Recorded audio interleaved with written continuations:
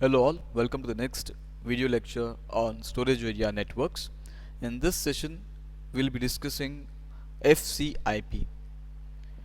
Okay, fiber channel is a tunneling protocol that enables distributed fiber channel SAN or fiber channel storage area network islands to be interconnected over the existing IP based networks.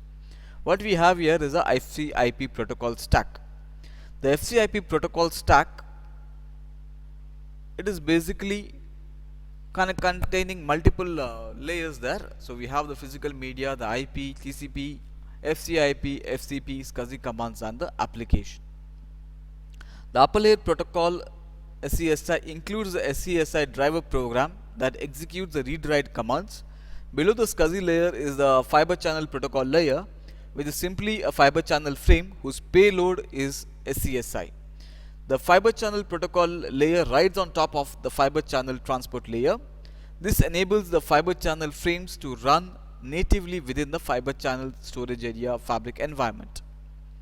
Okay, so as that is explained in this particular diagram, we have the IP payload.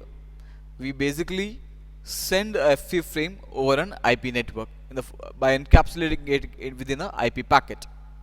The fiber channel frames can be encapsulated into the IP packet and sent to a remote SAN over the internet protocol or the IP network.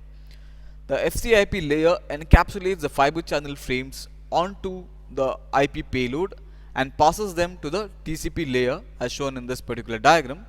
The TCP and IP are used for transporting the encapsulated information across Ethernet, wireless or other media that support TCP IP traffic. Encapsulation of fiber channel frame into an IP packet could cause the IP packet to be fragmented when the data link cannot support maximum transmission unit, or we can call it as MTU. So maximum transmitted unit size of an IP packet.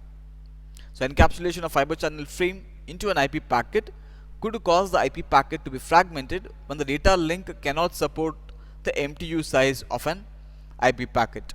When an IP packet is fragmented, the required paths of the header must be copied by all the fragments.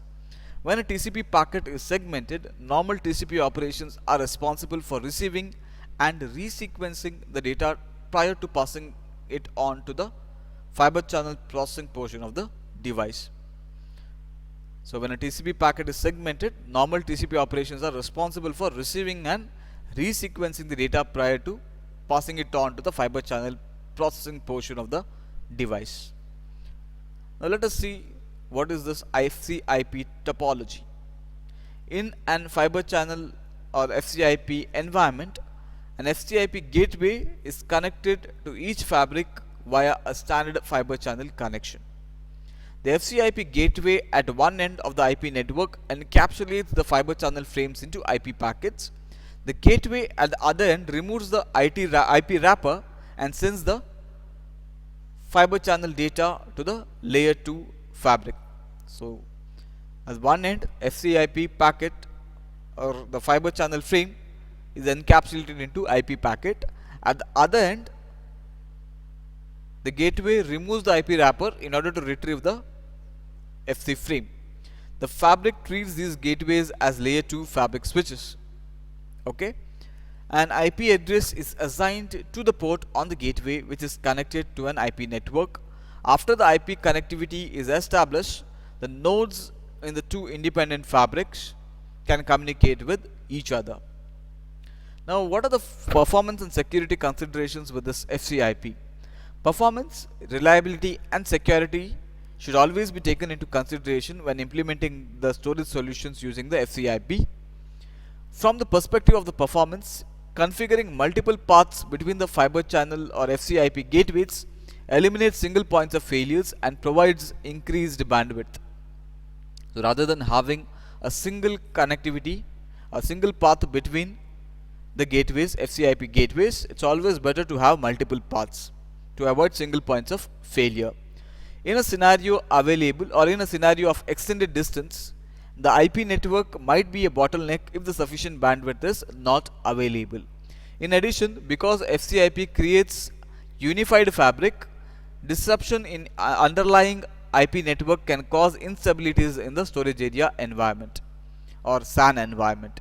These instabilities include a segmented fabric with excessive remote state change notifications and host timeouts. The vendors of these fiber channel switches have recognized some of the drawbacks related to FCIP and have implemented features to enhance stability, such as capability to segregate the FCIP traffic into separate virtual fabric. Security is also a consideration in an FCIP solution because the data is transmitted over public IP channels. Various security options are available to protect the data based on the router's support. IP security is one of such security feature or security measure that can be implemented in a FCIP environment. So that is about the FCIP security.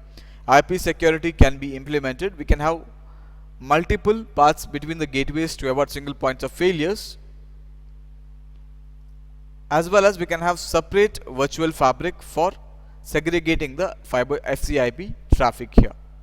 So that is about your FCIP or fiber channel internet protocol.